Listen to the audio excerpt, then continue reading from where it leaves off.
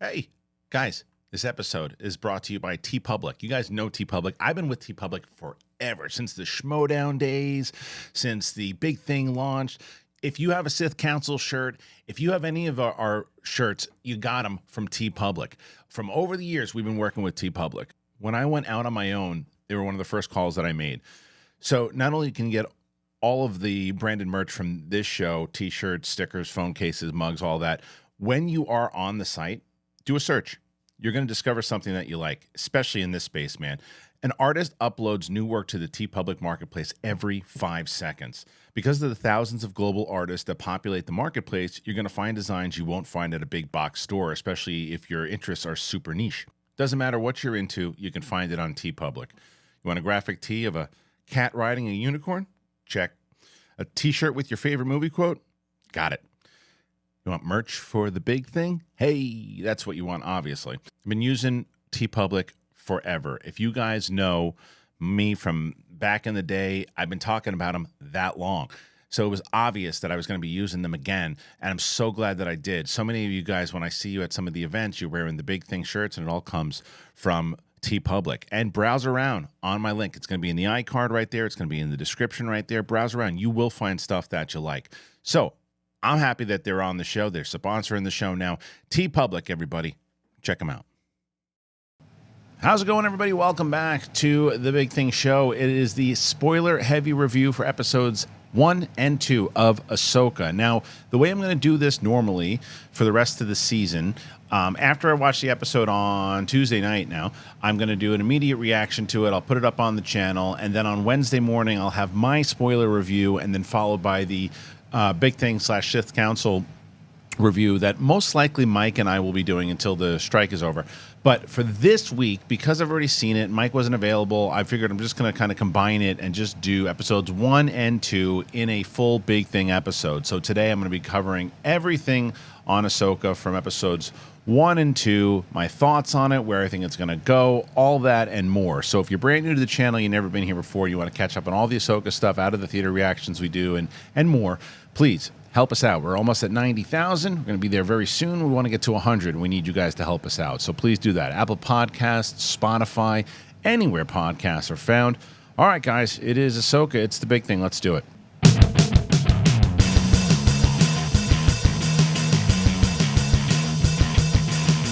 Welcome back, ladies and gentlemen. It is the big thing. And the big thing this week, Ahsoka. Yeah, man. Ahsoka Tano has her own show. And I had a chance to see it early last week. They did a screening of it. And it's funny because I was talking about this. There, sometimes, well, for Filoni and Favreau's show, they normally don't send press screenings, screeners rather. You know, with the links, and you don't normally get them. Andor, they sent them like 2 weeks early or whatever it was. But for the Filoni Favreau shows, you usually get them the same time around, like, I don't know, 12 a.m. when they drop, normally for everybody. So there was a screening at the El Capitan Theater, which is a significant, it's just traffic, it's a bit. But I wanted to see it on the big screen. I wanted to go and check it out. And Kalinowski and I went to it. And we did it out of theater reaction. And it's funny, I was sitting there, and then the notification came in through the email that they had sent the screening links to the press. And at first I was like, oh, man, I could have stayed home instead of driving all the way over to this thing. Contrary to people's belief, I don't like going to events and all these other things because I like staying home. But nonetheless, I wanted to see this, and I definitely wanted to see it on the big screen. That's what I realized when I was sitting there. I was like, you know, as much as I would have loved to watch this, the comfort of my own home, it's fun to watch Star Wars on the big screen again. It really is. And this movie played, and you can tell this is a very expensive series. You can tell that, and you can tell from how it looks, how it feels, everything about it. It really, really, you can tell the production, they spent the money on it. Is where sometimes it looks like Obi-Wan, I don't even know how much they spent on that one. I know Andor cost more, and you could tell. Obi-Wan cost less, and you can tell. But they put the money into it, and it starts, I mean, everybody's been talking about it, and rightfully so. Kevin Kiner's music is the star of the show overall, just from the opening credits and how it starts out, and you're like, okay, as it opens up. It's kind of eerie music. But my favorite thing that right away when it started was the freaking crawl, man. And now it's not the traditional crawl. It's not the one, going up in the storybook fashion, but who cares? Who cares? It was a crawl. And it's like they were listening, and they finally did it. I don't know if they're going to start doing this for a while now, but it certainly worked for this. And it certainly worked for those people who aren't really caught up on the Rebels lore. And this is just the beginning of it, but the evil Galactic Empire has fallen, and a new republic has risen to take its place.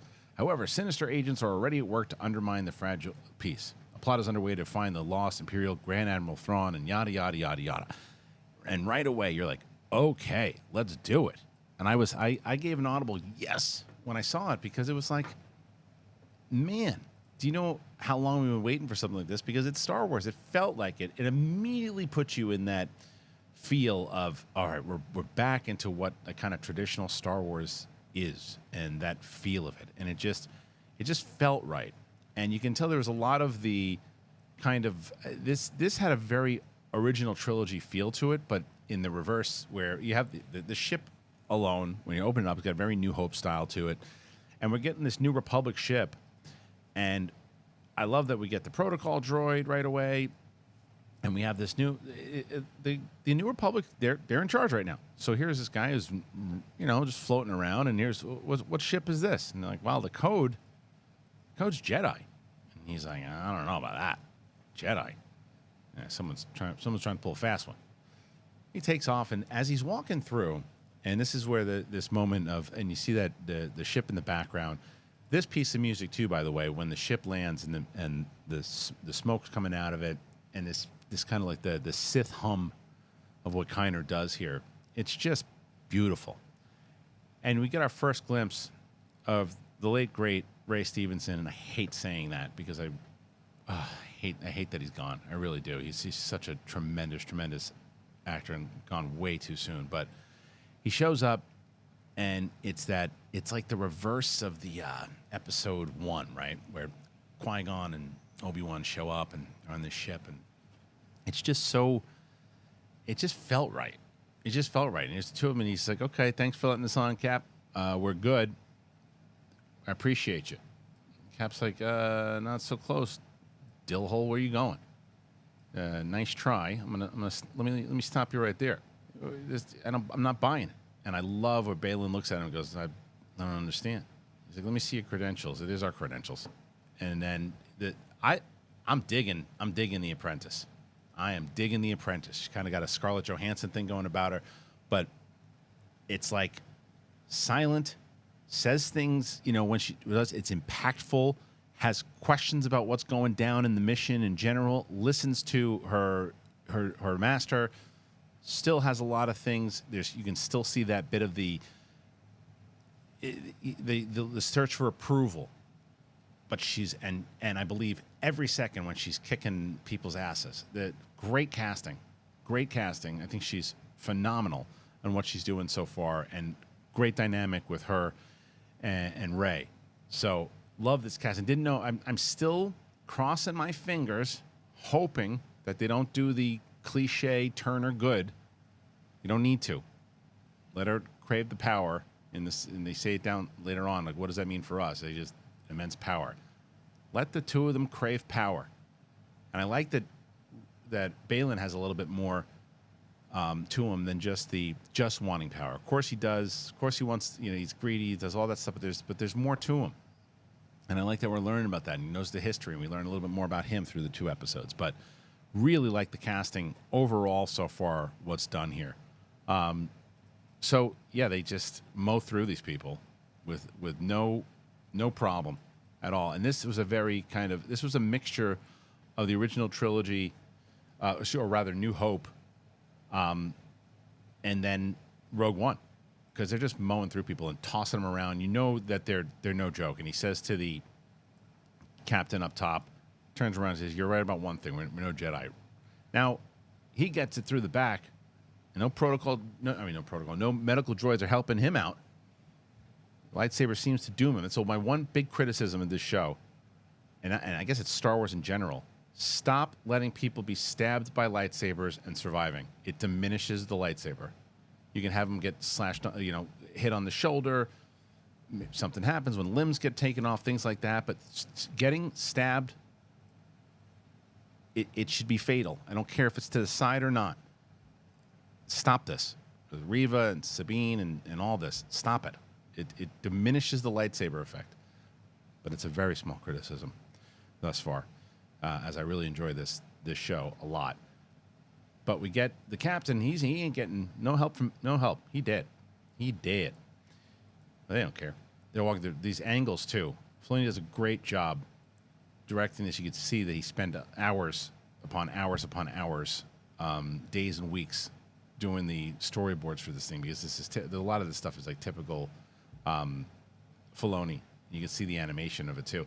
Now this is where there's one thing in the trailer when they popped out that I was dead wrong on, and there was something I was dead right on. Something that you guys both gave me crap on for a lot of it. One, I'll admit that I was wrong, and then I hope somebody will tell me that I'm right that said I was wrong. But this is the one I was wrong on. I thought in the scene where Apprentice comes in, kicks some ass, I thought that this woman was Imperial. I said, oh, it's still got some Imperial going on there. Didn't I? Is that what I said? Yeah, I said Imperial. I said that's an Imperial. What's happening? And I was wrong. So definitely New Republic. And then this was the part that was very Rogue One, New Hope, as Baylan's just walking through. And so take this for what you will, right? There was a report going around for a while, and Freddie Prinze Jr. had said it on Barstool, I think, that Filoni directed the scene with Vader. It was Gary Whitta said no, that's not what happened, but Freddie stands by it. And nonetheless, let's say hypothetically that's exactly what happened. Well, you can see remnants of that scene, and or a parallel rather, because this is very, very similar. And I loved this scene so much. I loved it. I love when he's walking through, and as he opens the door, and Morgan's there, and she says, "You're true to your word." He's like, "And I'm well paid for it too. Let's not forget that." And I loved that already. I love them setting up this dynamic between them, and loving that she's kind of running the ship. And we don't need to know a lot about Baylan right now. And I also think what's really smart about opening with this, because there's a lot of people that are concerned about the Rebels connection, right? And like, if I haven't watched Rebels, I'm going to be lost. Well, if you're watching this scene, I don't know who Baylan is. I know Morgan from Mandalorian. So far, starting with that makes me go, oh, well, who's that? That's interesting. I don't know anything about this. And the familiar cloaks, and I'm feeling. I mean, the opening already. I feel like I'm already in the Star Wars universe with how they set this up. And the other thing that I would push back on with people who are thinking that it's too connected to Rebels, as I watched it again, because it's clearly connected to Rebels. It's clearly another season. But as far as being confused and things too, like, what's the difference of watching Episode 4 for the first time and hearing, I once fought in the Clone Wars like your father did, and the whole story about the Clone Wars and talking about that whole backstory. And there's a lot of backstory in Episode 4. There's a lot of backstory of stuff that we don't know what the hell. Who's that? I'm supposed to know who that is. I know what the Clone Wars were, and I'm supposed to know who his dad was, and this. And they set it up really well. So if you're working, who's Ezra? I don't know who Ezra is. Well, you'll find out. That's what it seemed like, because there was as I went into it, I was saying to myself, okay, are there going to be a lot of references to things where people are going to go, well, they referenced that thing, and that needs to be seen in order to make sense. And I don't think it does. I think you'll have to ask, like, well, you won't have the same kind of connection. That much I definitely agree with. That you won't have, like, I have watched all Rebels, so to me I felt very differently than someone who's never seen it when Sabine hits the scene for the first time, or Hera comes in, or Chopper pops up, right? Like, when Chopper pops up, I'm going, oh, there he is, as opposed to someone's like, who's that? You don't get lost but you're just not as connected. If that's the argument, I get that, and I understand that. But the confusion side of it, I think that they did a really good job of setting up the show to where you're not where you shouldn't be confused. At least that's how I felt, and I'm sure I'm going to hear tons of it in the comments of whether or not you agree or disagree, and I can't wait to read them. But I'm curious. I'm very curious to see, because I think, again, this opening was just extraordinary. Great opening, and as he gets Morgan out, and she basically tells him, we got a problem here. And I love the criminal jumpsuit. It's amazing. And as she's walking out, she's like, Ahsoka. He's like, who's this Jedi? Ahsoka Tano, right to the title. Great start. And this is the part that I'm hoping that somebody that gave me some crap gives me some credit. I'm hoping. I think I deserve it on this one. This was this, by the way, is a classic Filoni shot. I can see him drawing it, and it's a perfect shot. Here is great intro to our hero, and even the background statue where she is. And when we saw these in the trailer, as she goes down, we saw, and this is the other thing, they showed a lot, and this is kind of classic on what they do. They show a lot of the trailer shows episodes 1 and 2, which I love because they don't give away a lot of stuff. There's a couple of shots from some of the other ones, but not so much. This move that she does to get herself into the actual temple was incredible. But here, now this is a harder thing to see because it was darker, but as I was watching the trailer, I said, oh my gosh, that looks like one of the witches of Dathomir. No, it's just a Jedi. You're wrong. I'm telling you, that looks like a witch of Dathomir. That doesn't look like a Jedi. That looks like one of the witches. Confirmed. Witches of Dathomir. And that's where the map is. And it also turns out that Morgan is indeed a descendant, or as she says, a survivor of the witches of Dathomir. So then Ahsoka, she finds the map. She's able to do it. And this is the one. This is another thing that going back a second time. I love the length of this episode. I love it. It's 52 minutes or whatever it is after credits, maybe 50 minutes. I don't know. It doesn't matter. The whole episode had enough time to marinate. It had enough time to get us situated with the characters. And there were some people who said the pacing was off a little bit and thought that there was it was a little slow. I didn't feel that. The only time that when I was watching it back, I'm like, okay, maybe we could have gone maybe a couple of shots less, and just wrap this part up a little quicker. She could have gotten the map a little quicker, right? She's doing the puzzle pieces and she's doing all of that, and it takes a little bit. I didn't mind it, but I can understand the argument for it, where, okay, maybe you just speed this scene up a little bit as far as the pacing goes. So I get that. Okay, so now here she is, and she's popping up like, okay, well, everything's good. Well, not really, because now these droids are coming out. These droids kind of remind me of Grievous's service droids, but it's a battle, and they have a fight through it, and we see Ahsoka, and she's as badass as she was. And some people have been talking about Rosario Dawson kind of playing a one-note, very serious Ahsoka, and it doesn't have that kind of fun personality. And this is where I'm kind of going to go against a little bit of what I've been saying in the past about other characters, where I'll have this conversation, notably with my buddy John Hoey, right? And I had this conversation with James Barney at when I saw him at a screening.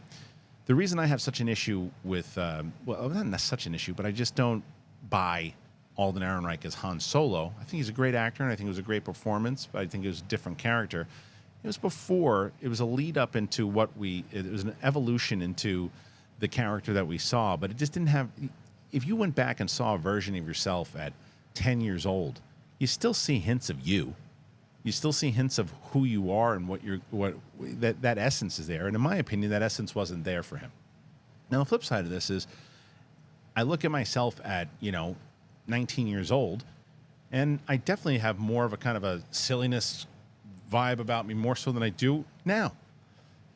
So Ahsoka Tano, as she was very silly when we first met her, and she gradually became more serious, and all the crap that she went through, it's kind of gone. I know people that were super, super fun 10, 15 years ago, and they're serious shit now.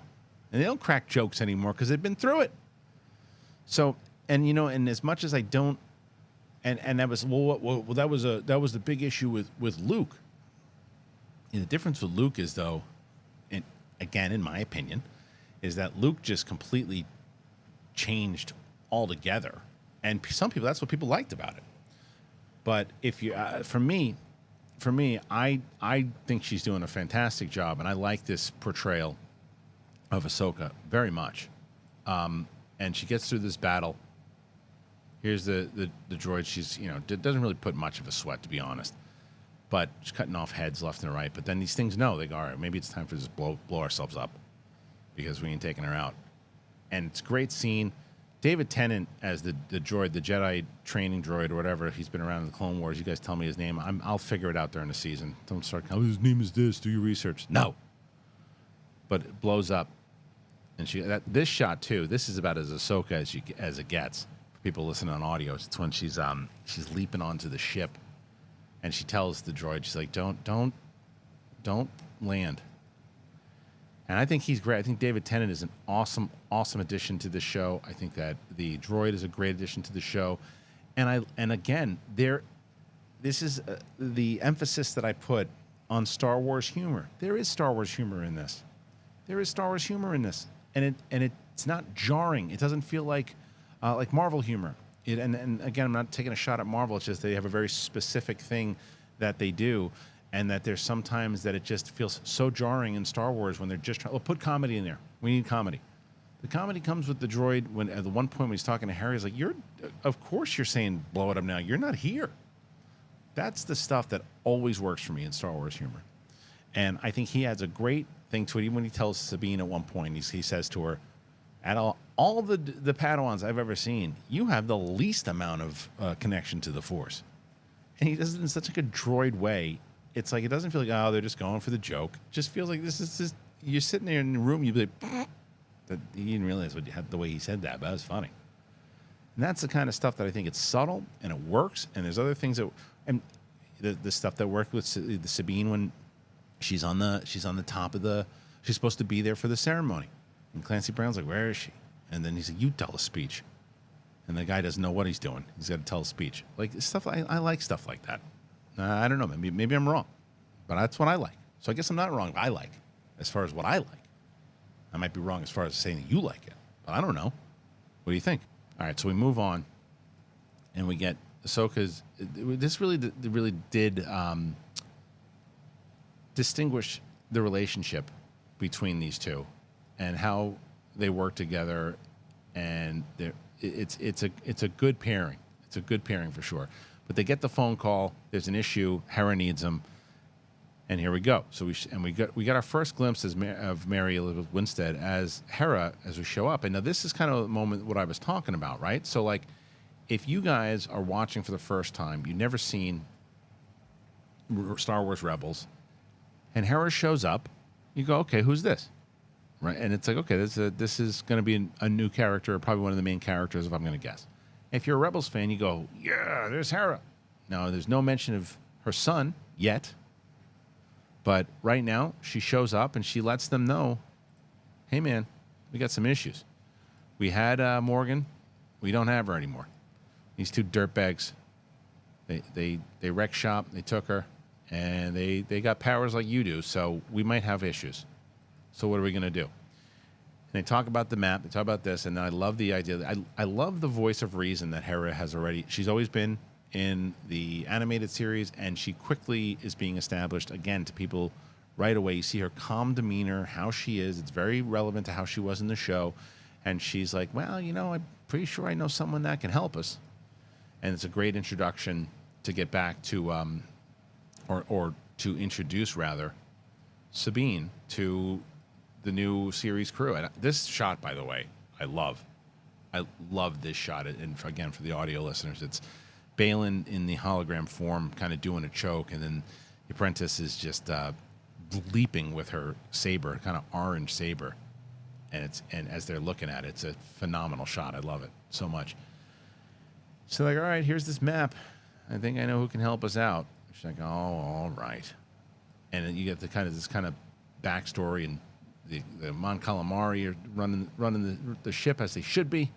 And then we jump to Lothal. And I love seeing Lothal in the live action form. It's liberated now. It's healthy after everything that happened. So again, for people who are watching this for the first time, you just kind of see this planet, but you get a little of the backstory where Clancy Brown is saying thanks to these heroes, and he mentions Ezra Bridger, and you get a mention of him. So that way, if you're watching it, you're going, oh, okay, Ezra Bridger, I guess that's somebody I should know. And for Rebels fans, you're going, oh, they're really acknowledging everything that went down. And one of those other heroes that was part of that, Sabine Wren, nowhere to be found. And then this poor bastard has to go and give a speech, and probably did 8 minutes of stand-up comedy. From the look of it, he probably ate it. So he took a shot. Clancy Brown, you elevate your show anytime you put Clancy Brown in it, whether it's a voice, whether it is a performance, no matter what it is, Clancy Brown's going to elevate your show. I love Clancy Brown. And Clancy Brown has been working with Dave Filoni for quite a while. He's done the, what was it? The Clone Wars. He's done Rebels. He's done The Mandalorian.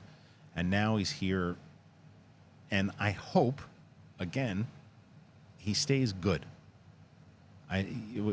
Only because he's played bad guys in so many different things, and obviously I think of Shawshank right away, but he's so good at everything that he does that to play, and he looks like even when he's looking for Sabine, she comes back later, and he's like, where were you?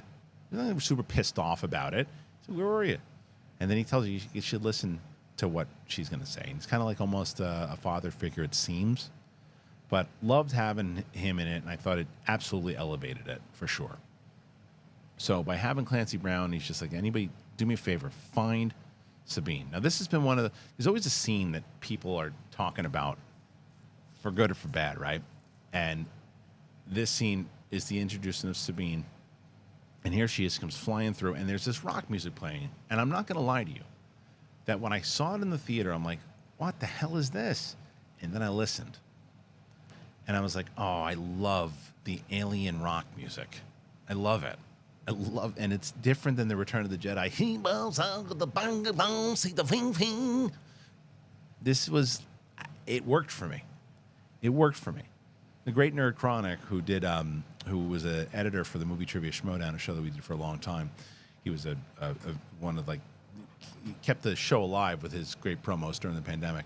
But he put out something on his Twitter, or whatever the hell it's called now, and he substituted that song, the alien rock song, with Sabotage from the Beastie Boys, and I retweeted if you want to check it out on mine, you can see it. It was great.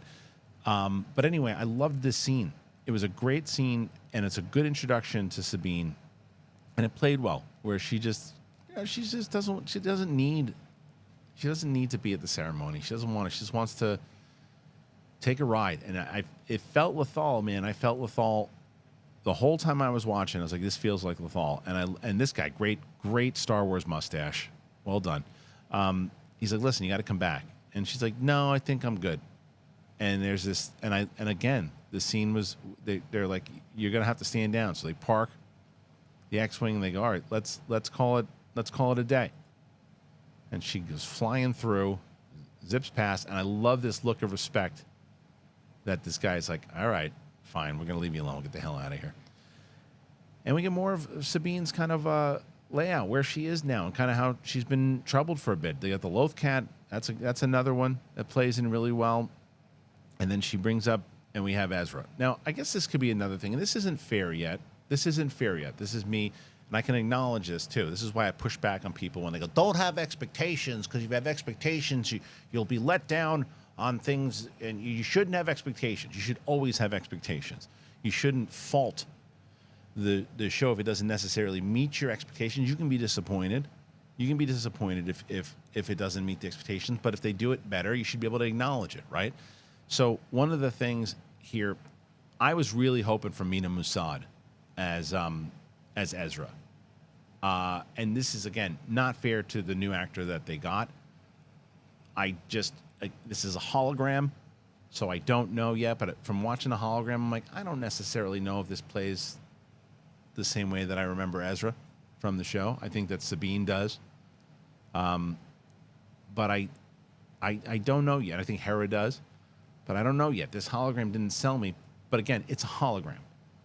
They could, and I don't think this cat is showing up until the end of the show anyway, so I don't know. But I was like, and maybe that's just because I was like, I was hoping for Mina Mossad. This guy could be the best casting decision out of anything Star Wars related. But as I was watching, I was like, I don't know. I'm not sure if I'm buying him yet as Ezra. But it was a hologram. But I don't know. I could definitely be the only person feeling that. I'm curious what you guys think as well. But the more important thing is that it's torturing Sabine. Her intention is to get Ezra back, to find Ezra. She needs to find him. She wants to. They had a close connection. He sacrificed himself, and she feels like he's out there. And then we get the apprentice again, and this is what I was talking about before, and this is where I think she starts to shine a little bit, where she's just not kind of going blindly into it. She's like, wait a minute, you're a witch? And she's like, I'm a survivor. And he's like, uh-oh. Like, I love, like, what is this place? And looking at all these things, and Baylan coming. I mean, this is, the three of them, this is when I kind of look at a show, Star Wars or whatever it is. There's a time, as I mentioned, I think recently I did a short, and I was talking about Obi-Wan. And again, my issue with Reva was not the performances by Moses Ingram. It was the writing of the show and the idea that I think that the character of Reva could have been set somewhere else and done justice better to both the actress and the character. Because my point is, when you're looking at that show, you're so fixated on finding out how tortured Obi-Wan is about finding his apprentice and finding that moment of Obi-Wan once thought as you did. So when you get to that last scene or last moment in Obi-Wan, and it's bouncing back and forth between Beru and Owen and Reva, you're like, who cares? Wrap it up. Let's get back to Vader, because you're not invested in that storyline as much and you don't care as much. That is not the case, at least for me, with this show thus far. Every time they cut to whatever storyline it is, I'm locked in. So if they're on the Sabine storyline, I want to know what's going down. If it's Ahsoka talking to Hera about her past and how she ran away and all that stuff, I want to know more about it. If it's these three lunatics, I want to know more about it. I want to know more about Baylan. I want to know more about Morgan. I want to know more about the apprentice. I want to know more about them. More. That is good Star Wars writing to me. That is good pacing. That's why I'm thoroughly opposed to those who say that the pacing is not good. I felt that the pacing's been the best out of any Star Wars show in quite a bit. And Andor, people didn't like the pacing in Andor either. They thought it was too slow. I like marinating in the Star Wars lore. To me, that this is what we're supposed to be doing here. So this is when they have the conversation. Send this one. Send her to go find out what's going on. Send her to get the map. So they go to find. This is also great backstory too, because Sabine sees Ahsoka come in, and she knows shit's going down. And this is the scene I mentioned before, where this is the first time they had seen each other, apparently in years, from what Sabine says. And it's a good setup for us as well, Rebels fans and non-Rebels fans. It allows us to know, oh, well, these two have a relationship. Sabine, who was essentially the protagonist of the last season of Rebels, had more of a relationship with Ahsoka, where Ahsoka took her on as her Padawan, and as Ahsoka has done, and admittedly so, she kind of walked away from it. She does that. She admits that's one of her biggest flaws. She kind of steps away from things when they're not working. She doesn't stick around. She leaves. And I love that flaw, and I love that they acknowledge that, and I love that there's this kind of like there's this teacher-student thing of just there's animosity there. And this is why Clancy Brown says you're going to want to listen to what she has to say, so don't get too upset. Easy. And again, loved what Clancy Brown brought to this scene. So she tells about the map, and we know from those people who don't know, in Rebels, Sabine is a very, very good, she's a tech genius. So this is exactly why you want to go to her. So she gives her the map, or shows her the map rather, and we start to get into really the main dilemma of what's about to go down. So before we move on to it, thank you guys for joining me on the show today. Really appreciate it. If you're brand new to the show and you just want to check out the Ahsoka reviews, I'll be doing them all 8 of them for sure. We do tons of Star Wars stuff. We normally cover Star Wars pretty heavy on our Wednesday episodes anyway. So again, thank you for subscribing. One of the things that people always ask is, hey, I've been watching your show for a little bit. I listen to you on Spotify. It helps me on my drives. And I wanted to help with this show. You don't do super chats. You don't do Streamlabs. How can I support? Well, we have sponsors. We have great sponsors. And one of those sponsors that I am very excited about right now is Helix Sleep. And I'll tell you about them right now. It's time for a new mattress. This video is sponsored by Helix Sleep. Their Labor Day sale is running now, and it's a great time to upgrade your mattress. You can get 25% off your purchase for a limited time if you check out the Helix site for more details. I got a new mattress from Helix, and I love it. When I had heard that Helix was coming on board, or they were interested in it, I was like, well, my wife and I, we really do need a new mattress for our room. And we've had our old one for about 6 years or so. And it's like, yeah, let me check it out. It's really great. Premium mattresses customized to fit your needs, conveniently shipped right to your door. Helix's sleep quiz, it matches you to the perfect mattress based on your body type and your sleep preferences. I need a nice, relaxing bed and nice and comfy and something good for my back. I sleep on my side, so I had all that stuff, and it let me know exactly what was right. The Helix Sleep mattresses are fiberglass free. They deliver the mattress right to your door, free shipping in the US, and it comes rolled up in a box, and it's really easy to set up. We got the Helix Sunset Luxe. And already when I got it, I was like, oh man, put it on the bed, on the frame, and we laid down on it, and I was just like, oh, it's so soft and it's so comfortable.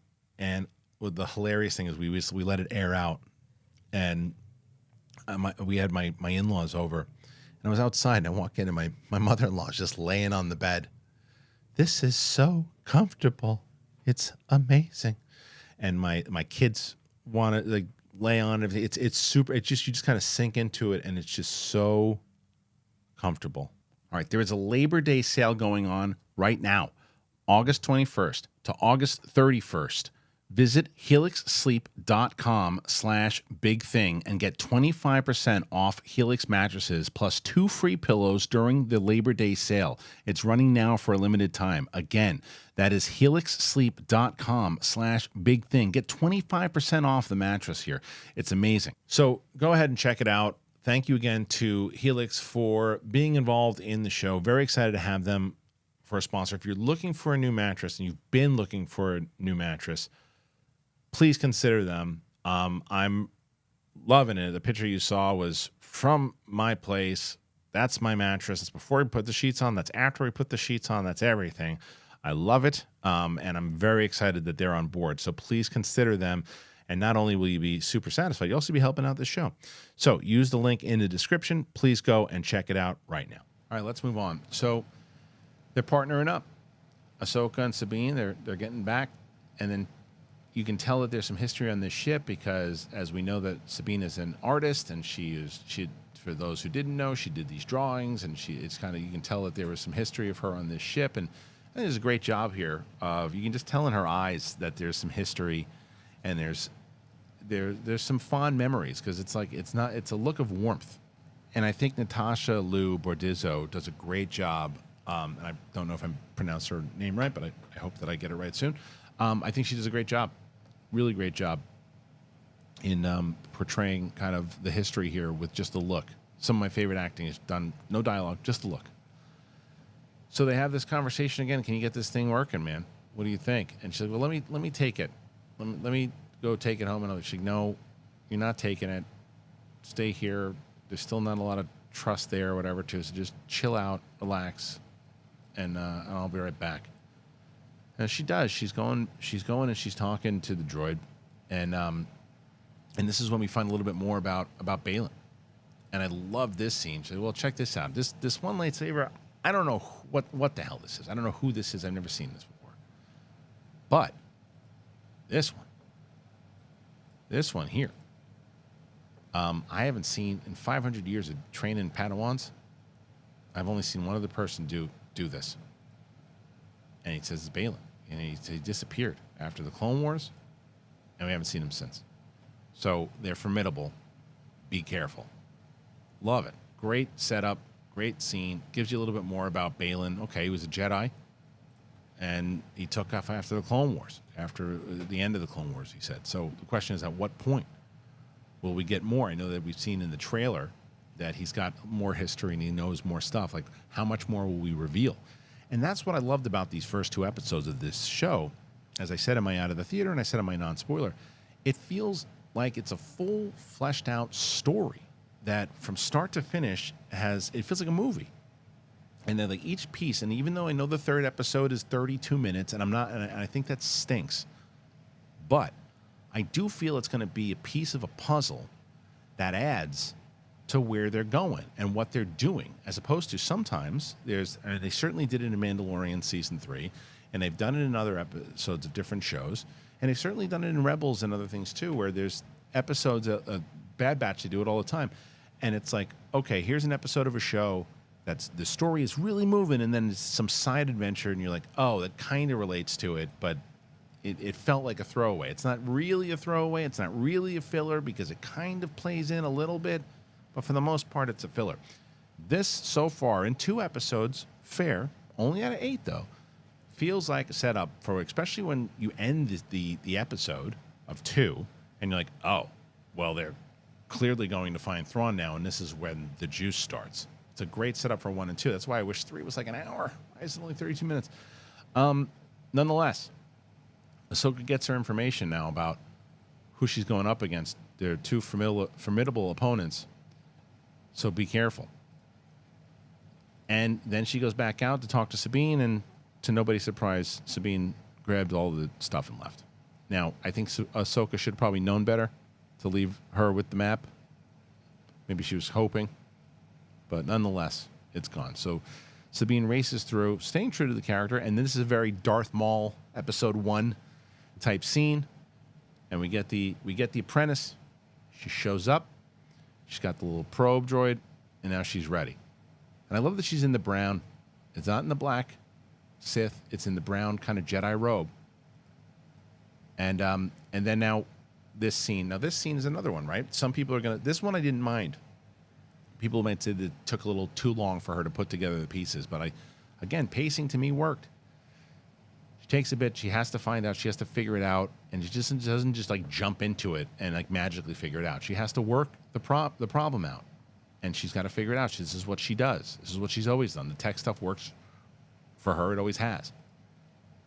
And then you jump back and forth to now. This is what I was talking about before with Hera and Ahsoka, where Hera's kind of like this voice of reason, and we get this moment from Ahsoka where she's just like, I ran, I bailed, I did this, and it's like, it's not working. It's a reason why, and she's frustrated. It's like, yeah, weren't you frustrated? It's like, yeah, I never finished my training with Anakin because I bailed on him. I did this, and you see it's weighing on her, and you see that it's been a thing that has been continuously a problem with her. But it's also the reason that in her mind that she's survived as long as she has, because she's been able to just kind of bail, and it sets up these moments between her and Sabine, because she cares about her greatly, obviously.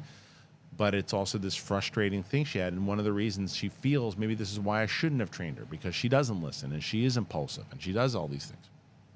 And then it's Hera going, just hang in there. Yeah, I'm telling you, this is, we're supposed to be doing this. She took the map. And then you get back to her, she's working on the map. She's looking, and then she pieces it together. She's like, wait a minute. I got this thing. And I love this whole thing where she doesn't necessarily know kind of what it is, but she sees this, this is kind of where they are. But she doesn't know the planet yet, and she puts kind of the data through and starts to put it into her system, and the Lothcat goes, hey, something stinks. And it's this freaking robot. It's HK droid. And the thing comes in, and she's kicking the piss out of it for a little bit, but there's 2 of them. And one of them grabs it, takes off, runs, and she's just blasting it. There is that thing where you're like, oh, if you just wouldn't have taken the map, but at the same part, you're like, well, yeah, but she needed to go there because that's her space. At the same time, Ahsoka probably, I wish they would have just said, well, you know what? I got an idea. Come with me. Come with me to my place, and I'll try to work it out there. And you can hang out with the Lothcat, pet his belly, Do whatever you're going to do, and I'll try to figure this thing out. But I need my space. Because then if they're there together, and then Ahsoka can fight off the HK droids and everything else, and then problem solved. But they're not on the same page, kids.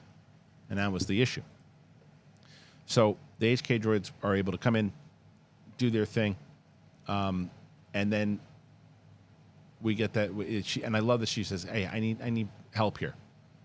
So the tenant droid comes in and he says, "Hey, we got an issue." So she's this is great. Now I love 99% of this right now, and you guys already know the 1% that I don't like. But Sabine comes out, and here's the apprentice ready for her. Tells the droid, "Beat it, or just stay here while I fight this kid."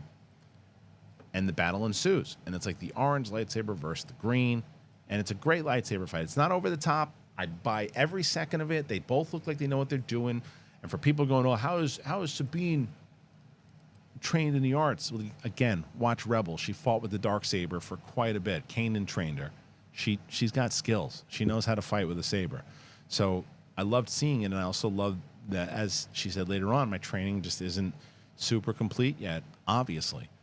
And it's a great battle between these two. It's a really good battle, and it shows the skill of both the apprentice and of Sabine, and they hold court. And I love that shot with the green saber, with Ezra's saber. They battle it out, and then Ahsoka's like, "I gotta get back and help this kid," and moving as fast as she can, and the battle ensues. And I love this kind of back and forth. This is a great shot too, of this. This they've used this shot in a few different Star Wars things, but I think it's very, very, it's just epic. Just like the swords clashing. Now Sabine to me is fighting with a little bit more rage, and which is probably another reason why it didn't work out. It's not as much clarity, but that's a cool shot too. And it didn't seem shticky of like, "Oh, let's do flips, let's do this." I feel like no, I could see the power here and what's happening. And as Ahsoka's desperately trying to make it back, trying as hard as the droid sees it, goes, "All right, we got it, we got to split." And this is my least favorite part. Instead, like, hit her on the side, bonk her on the head with the Force, throw her against something, stop stabbing people with lightsabers. Reva gets stabbed in a lightsaber, she's fine, pretty fast. Sabine gets stabbed with a lightsaber, medical droid. Well, then where the hell were these medical droids for Qui-Gon? Well, he got stabbed somewhere else. Cut it out. Just stop getting stabbed with lightsabers. There's no reason for it. It, as I said in the beginning, it diminishes the lightsaber effect. He said, "Oh, now when you see someone get stabbed with a lightsaber, well, they're probably going to survive," which sucks. Every time you thought that someone got stabbed with a lightsaber, like, it's over. Because even Mike Kalinowski, was she dead? And I remember thinking to myself, no, of course not, because it's Sabine. And also, apparently, you can survive from lightsaber stabs now. Now, the difference between the captain in the beginning and Sabine was that clearly, when you look at it, she's getting stabbed towards the side, didn't hit any vital organs. I get it, but it diminishes it, in my opinion. Now, I'm curious if people feel the same way or not, but I just think you could have gotten the same effect. I think it's necessary for her to get really hurt. I think it's necessary for her to lose the fight. I think it's necessary for her to be in peril, because it really starts the whole second episode. So this, I understand why they did it. I just think the stabbing of it was a little, I don't know. I didn't love it. And then she doesn't, but I do understand. This is the one thing. People are like, "Well, why didn't she just slash her down here?" Well, she's still fighting. She's still fighting. She's trying to survive. And the apprentice looks up. She goes, "Well, if I slash her down right now, this ship is 5 seconds away from landing, and that's 5 seconds I don't have." And that's the shot right there. She's like, I got to get out of here. I can either finish this person off, or I got to and risk it, or I got to bail. And she makes the right call. She bails. And we end with Sabine. She's out. And that's it. That's the last shot of episode 1. Don't worry, we're going to get into episode 2 in a minute. But great setup. Now, she's not dead, because Sabine is obviously, if you're a Rebels fan, you know she's not dead, because there's the whole scene that we'll get into in a little bit that they showed in the end of Rebels, that they reenact in episode 2. So you know she's not dead, but it does put us in a place of, well, the bad guys have won this round. They have the map. What do we do next? Again, a great setup to the first episode that I think gets you invested. I think it really gets you invested, and it locks you in. And the music is just next level. As I said in the out of the theater reaction, and I've said it many times over, and I tweeted about it, and I'm going to keep beating this drum.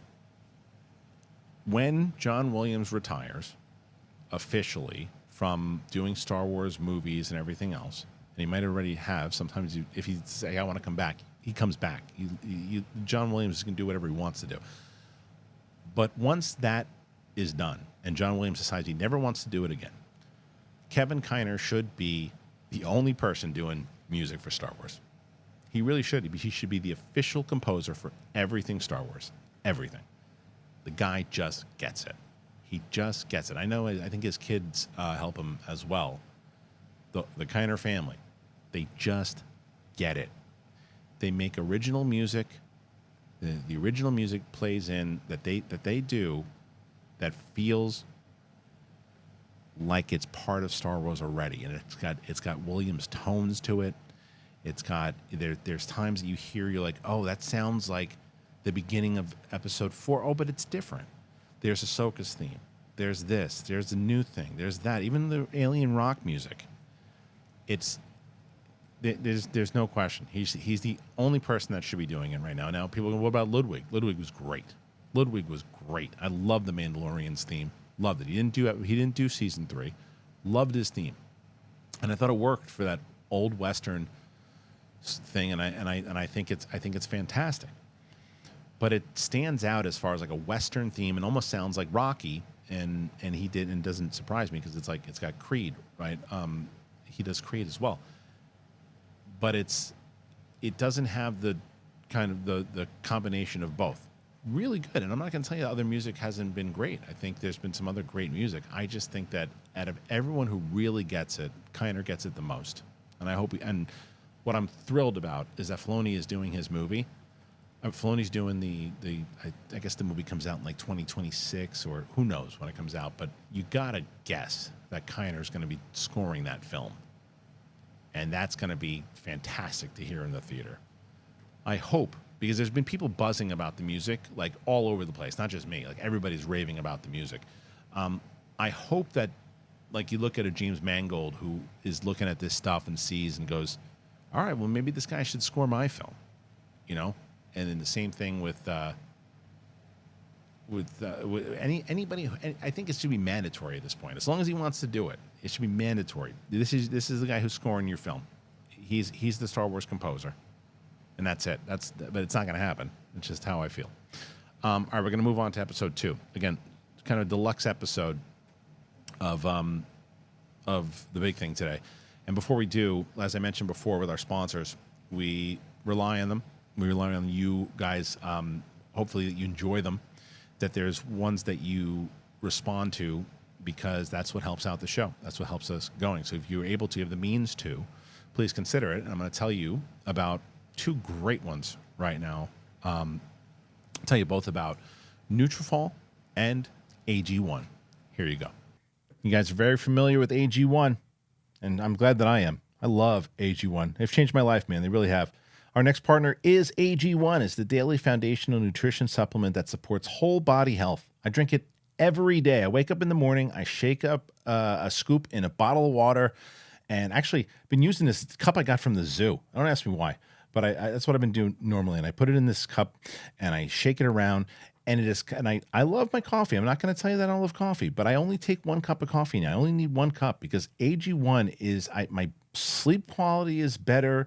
My just everything about it. I feel like my immune system is better now. It's like there's so much better. I just feel overall, I feel so much more healthy. I've been in a better mood since I've been taking AG1. I really have, and I love it. It's so good because I can't do it's hard for me to do the supplemental routine. It comes with a whole bunch of different products, and it's just, I don't know. It's just easier for me to do it all with one shot. And since I've been drinking AG1, I've known just a lot of mental clarity. My digestion is easier. I'm focusing a lot better.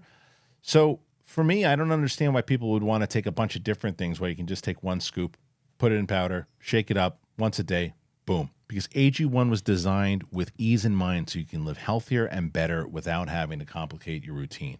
It's the best. I am so excited and I'm so glad they're with us. They've been with us for so long. And, I had someone over the weekend ask me, hey, I want to support the show. I want to try AG1. You think I'll enjoy it? I said, yes, you will enjoy it for sure. And one of the things I really like about it too is that it tastes good. It's green. It tastes good. I'm telling you. And it smells good too. My wife the other day, she's like, what smells like berries? I was like, AG1, man. So if you want to take ownership of your health, try AG1 and get a free 1-year supply of vitamin D and 5 free AG1 travel packs with your first purchase. You have to go to drinkag1.com/bigthing. Drinkag1.com/bigthing. Check it out. You'll thank me later. Don't be embarrassed. Don't do it. Listen, did you know that 80% of men will experience hair thinning in their lifetime? It's normal, guys. But it doesn't have to be your fate. You can get ahead of thinning with Nutrafol. Nutrafol is the #1 dermatologist recommended hair growth supplement clinically shown to improve your hair growth, visible thickness, and visible scalp coverage. Nutrafol's hair growth supplements use physician-formulated, natural, science-backed ingredients. Their drug-free, patented technology provides consistent, reliable results without compromising your sexual health. Go to Nutrafol.com/men to take their hair wealth wellness quiz. Identify causes of your thinning hair, and Nutrafol will give you a personalized plan for better hair health through whole body wellness. It works. In a clinical study, 84% of men showed improvement in their hair after 6 months taking Nutrafol men's hair growth supplements. Everybody feels this way as you're getting older. You're like, oh man, am I the only one? Why is this happening to me? This and that. We're in an age now where you can get it helped. You can get it fixed. Take the first step to visibly thicker, healthier hair. For a limited time, Nutrafol is offering our listeners $10 off your first month subscription and free shipping when you go to Nutrafol.com/men, but you have to enter that promo code BIGTHING. Find out why over 4,000 healthcare professionals recommend Nutrafol for healthier hair. Nutrafol.com/men. Nutrafol.com/men and enter that code BIGTHING. That's Nutrafol.com/men, promo code BIGTHING. All right, thank you again to our friends over at Nutrafol and AG1. So many people I've been getting messages about them signing up, and you're enjoying it. And please, please, please continue to do so. You can always, whether it's a message on Instagram or a message on or message on Twitter or a comment on the YouTube, please let me know what you guys have tried, what you want to try, what you thought of it. Please, I always send it to the sponsors. I'll let them know the feedback, and you do not know how much it helps the show when you find something that you like that you get. All right, let's move on to episode 2, man. Episode 2. We start out in the hospital, and Ahsoka is there. She's with her Padawan. She's waiting to see how she's going to respond, how she's going to do. And it looks like kind of like a Force stream or something happening. But Sabine is in mid-dream, and Ahsoka says, hey, listen, wake up. You lost the map, but I'm not going to break your chops about it too much. And she tells her, she's like, look, they got it, but we have a problem. And she's like, well, did you back it up? Yeah, but the droids destroyed it. Do you know can you remember where it was? No, I didn't get a chance to check that planet out before the droids came in. So I messed up, okay? I messed up. Is that what you want? I messed up. So she's just, she feels terrible about it, obviously, but she thinks she made the right move because she knows where everything is. And then Ahsoka's like, well, I gotta bail. I'm out. And you helped enough. So just sit there, get better, and recover from your lightsaber wound. And then we get back to, and as I mentioned before, they switch back to the 3 lunatics, and I'm on board for it. I'm like, well, what are they going to do now? And now we just see it's, before we even get to Morgan, actually, it's just Baylan, Apprentice, and they're like, okay, well, we got the map. Let's see if what Morgan is talking about is legit. Let's get this to her. Let's call her, and we'll figure it out. And Baylan knows something's coming. And I love that he's not just a kind of a one-note villain. I love that he's not just like, yeah, it's infant power. And I love Palpatine. He's my favorite character, but still, you know what I mean? He's not just a traditional bad guy. He's got depth to him. And there's a line that I'll just bring it up now, but we'll go over it again later. When she says, like, what are you feeling sentimental? He's like, truthful. You know, there's not a lot of Jedi left. I don't want to kill him. He's not totally corrupted by just the kind of mass destruction. And maybe we haven't really fully got what he is yet, right? They haven't, I mean, they're behaving like Sith, but they haven't fully said that they're Sith. They clearly said they're not Jedi. You're right about one thing. We're not Jedi. But they're not. Are they Sith? They act like Sith. But he doesn't necessarily behave like a full-on Sith. He still has like compassion and other things and sentiment. And he's sentimental about the Jedi Order in general. So I love this extra dynamic of what they're doing with Baylan so far, and obviously with the great Ray Stevenson and Howie. And I love that they ended the first episode. I also want to say for our friend Ray. So that was great. But anyway, so yeah, Baylan's looking up at the sky, man, knowing something's going down, and that they're in possession of something pretty big.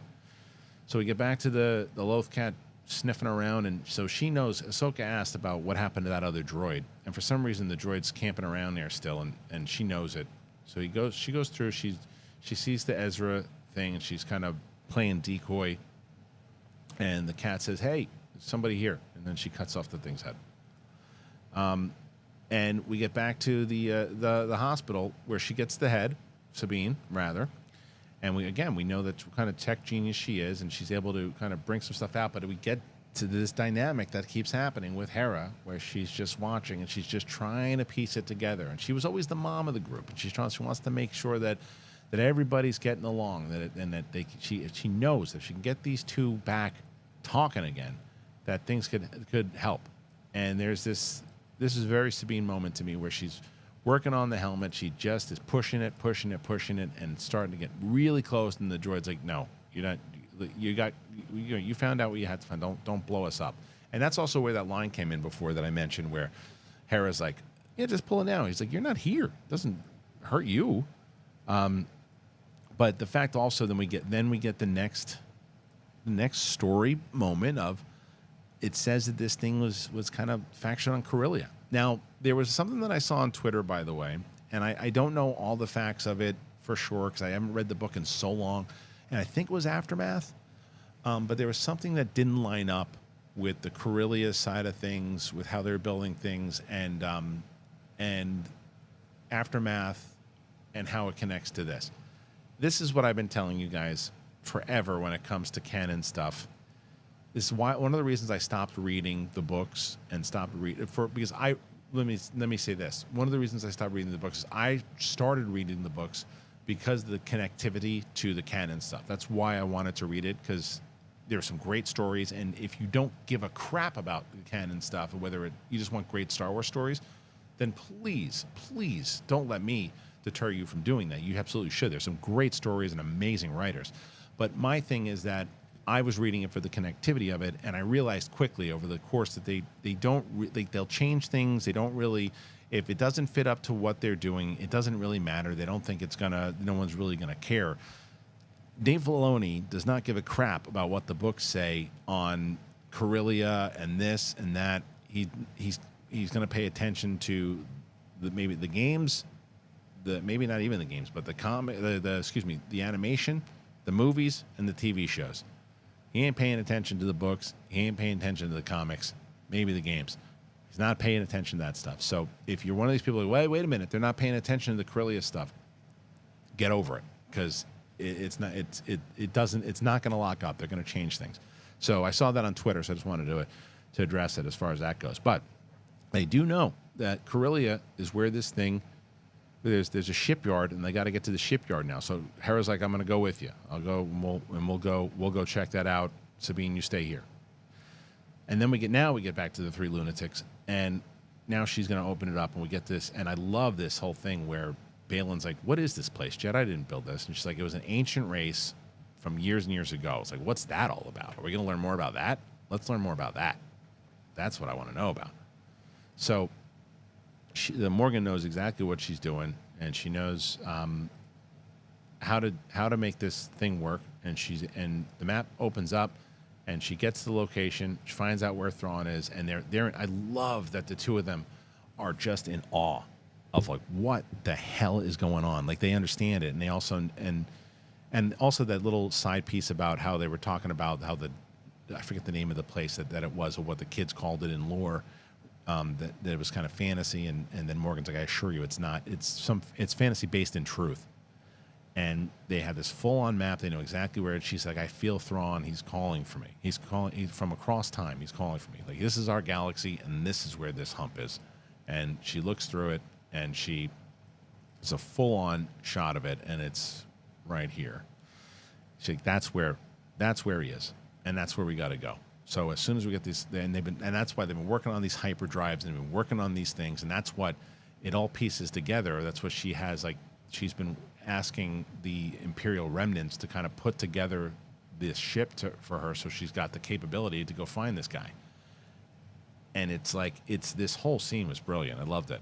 And then they have the scene between the apprentice and Baylan, and he's just like, he goes, listen, if this goes down, for some people, what they think it's going to be another war. For others, it's going to be, it's going to be pure. And she's, so what about for us? Power. Just more power than you can possibly imagine. And it was like, okay, well, then they're really setting this up for as far as why. And I think it sets it. I mean, they are setting him up, Thrawn rather, to be like, you know, the Thanos of it all.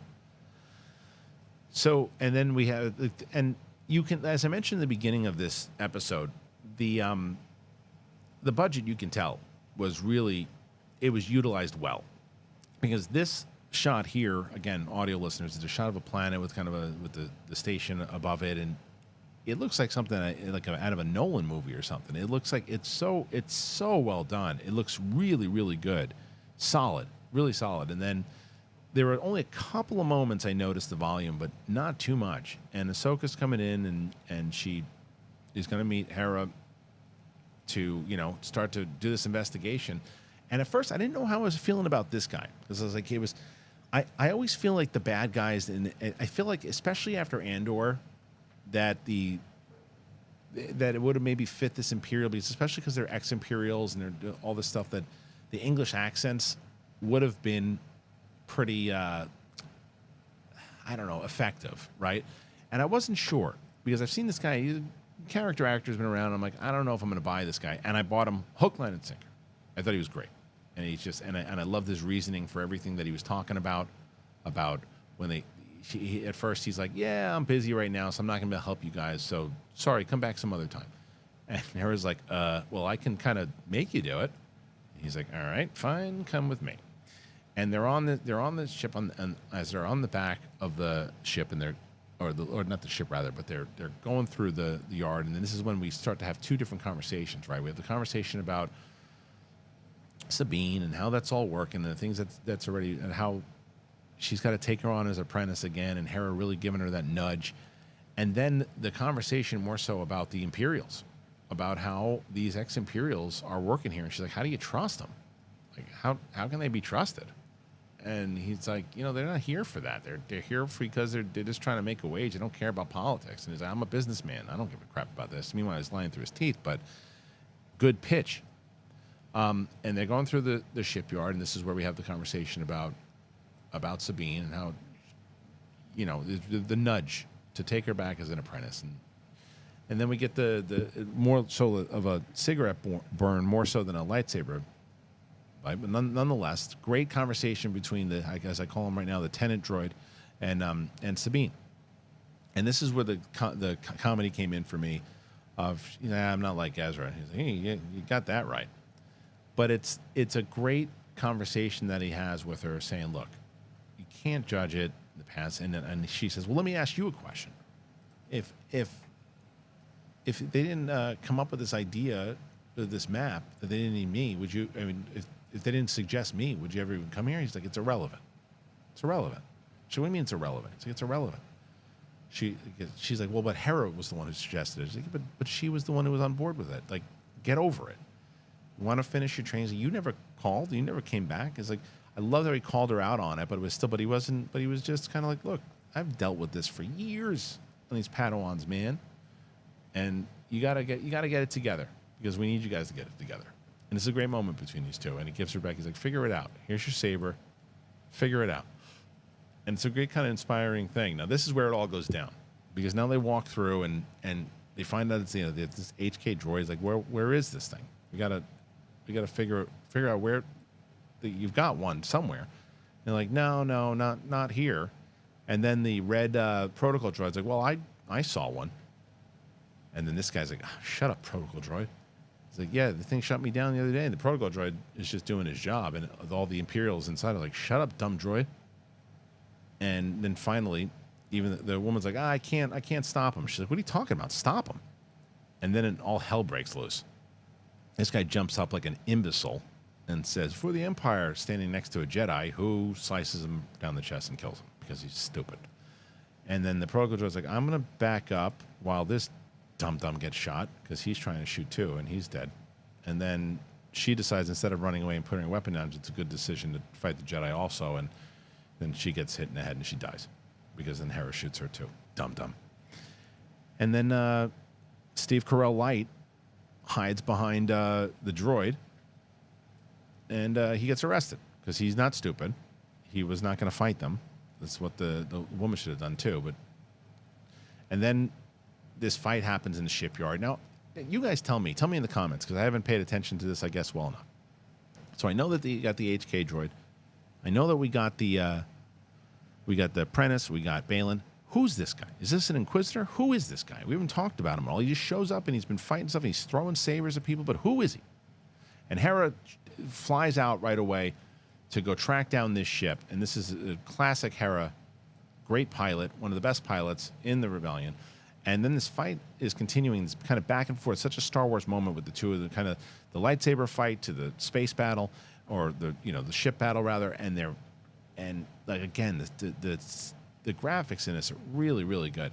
And then our first glimpse of Chopper. He comes out, and people, when we saw it in the theater, the Rebels fans saw him, and he popped up, and people lost their minds. He's grouchy old droid, and as grouchy as ever. So the battle continues, and obviously the droid eats shit, and then it's between, I think, whatever this Inquisitor is or whoever this thing is.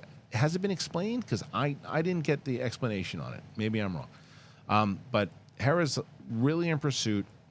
This thing realizes eventually she's got no chance at Ahsoka, runs away. I love this shot where she just kind of shifts a little bit to the right. The thing grabs its saber. Off they go. Time to leave. So there is a tracker on the ship, and they get it on there, and Chopper's very excited about this. They do what they do. I love this shot. Just tell me you have good news. And they're tracking it. They figured it out. Good to go. Now, this is, again, it's like a great setup to all of it, and especially tracking back to if you're a Rebels fan, you now wonder to yourself, all right, well, how does this all play into the prologue of Rebels? Because we saw Ahsoka recruit Sabine. I thought that's how it happened. Well, they addressed that. And this is kind of when it all goes down here, because you start with Sabine is now, after that conversation with the droid, she's like, I got to figure my stuff out. I really do, because I know what I need to do. I know that I want to find Ezra, and I know that I need to kind of regroup and do what I do. She has the Mandalorian armor. People... And they mention that, again, for people, if you're watching the show for the first time, and Hera brings up earlier that she's Mandalorian. Of course, she's stubborn, but she's also a great warrior, right? And this is what happens. And this is how I think I was going to tie in later with Din and everything else, too. But she gets herself ready. She cuts off her locks, and we get to that area where we were in Rebels. But when we jump back to the scene in Corellia, I love, again... Well, why Hera can't understand, because Hera is and has always been about the mission. She's always been about the fight. She's always been about, since her dad, Cham Syndulla, was the one who kind of helped start and kickstart with the rebellion. And she's just been tunnel vision or just laser focused rather on getting the Empire out, and the New Republic is to her this is what it should be. Like, why are they loyal? And she's like, and Ahsoka's like, it has nothing to do with loyalty. It's greed. It's total greed. I mean, that's what it was in the first place. And they get this guy, and it's like, it reminded me very kind of World War II-ish, right? Like after World War II, there were tons of ex-Nazi that were kind of put into the system in the United States in general, right? And able to work again and be out there, and it's like, how loyal were they? What was it to were they how many of them actually were able to conform, if any of them? And so then Ahsoka's like, all right, our mission's going to begin. And she walks in, and here's Sabine in the full armor. And this is where we get to our moment. And this is the thing that I wanted to kind of go back and forth on. So this is the scene that immediately I saw it in the trailer, and I knew that, and I had recognized it from the show. And so for those, I'm going to do a side-by-side for those of you guys who have never seen the show. This is straight out of the episode. So this was from the animated series. And it's, if you go back and forth, you see it's very similar. And then she's walking up to the mural. There she is again, both sides. That's the animated version of it. And I mean, it's side by side. It's the same exact thing. And she walks over to she looks at it, and it's that. This is great. I love that Filoni was able to recreate this. This is, a very slight difference here is where, she touches Ezra's face. And then she's waiting for, there's Ahsoka, kind of waiting for her. And in the animated series, she puts the helmet on, and she walks over to Ahsoka. But in this, she just walks over to her, and she's like, all right, well, mission's about to begin. Let's go find Ezra. And we think the episode's over. But alas, this is when we get that hyperdrive they're still working on. They got that technology. They're able to go, and then Baylan's like, look, I got a bad feeling about this Ahsoka. I think she's pretty determined, and I don't know. And the apprentice is like, no, we got out of there okay. He's like, yeah, but maybe you didn't. And so this is that scene that I was telling you about where Morgan more or less is saying, listen, whatever you got to do, take her out. And he's like, I don't know. She's like, well, there's just so little Jedi left in the world. So I don't know. It'd just be a shame. She's like sentimental. He's like, yeah, truthful. Love that scene. One of my favorite scenes in the entire series thus far. And then he's just like, okay, we got to do our thing. That's it. Still don't know who this character is yet. On the side, like to know more. Tell me about it if you guys know. And then we're out. That's it. Steph Green did a great job directing that episode as well. So it's a great start for me on episodes 1 and 2. I love where we're going with it. I think it's a phenomenal start. Loved the music about it. You heard my gripes. Very, very small gripes. And my biggest gripe is that the third episode is 28 minutes or whatever it is, 31 minutes. That's my biggest gripe. Because I just want more of this story. So very curious how we're going to play into it. What do you guys think, though? Do you like the series so far? So curious to hear all the thoughts. I want to hear the thoughts from the Rebels fans. I want to hear the thoughts from the non-Rebels fans. I want to hear thoughts from everybody about what you thought on the show. It is I've asked you many times to comment on the videos. Please comment on this one, because this is one I have to hear your thoughts. I'm so curious about what you think. Were you lost? Were you not lost? Were you on board? Did you think it worked? What do you agree with what I said? What do you disagree with what I said? Let's have a full-on conversation about it all. I appreciate it. And I also appreciate, if you are able to, please consider getting one of our wonderful sponsors here today, whether it's Helix Sleep, AG1, Nutrafol, TeePublic, any of them. Please go and check them out. The links are in the description, and I always put them as the first pinned comment on every video, so make sure you check that out. Thank you again. If you're brand new to the channel, you've never been here before, hit that button, man. Subscribe today. We're almost at 100,000. We need you guys to help us out. Just hit that button. I'm going to do an out of the theater reaction tonight for Gran Turismo, so make sure you check that out. I'll be back here next Tuesday with an immediate reaction from watching the show, and then I'll have a spoiler review, and then Mike and myself will be back for the spoiler review of episode 3. So thanks for joining me here today. I appreciate you. It's the big thing. Spotify, Apple Podcasts, and we'll see you on the flip side. Peace.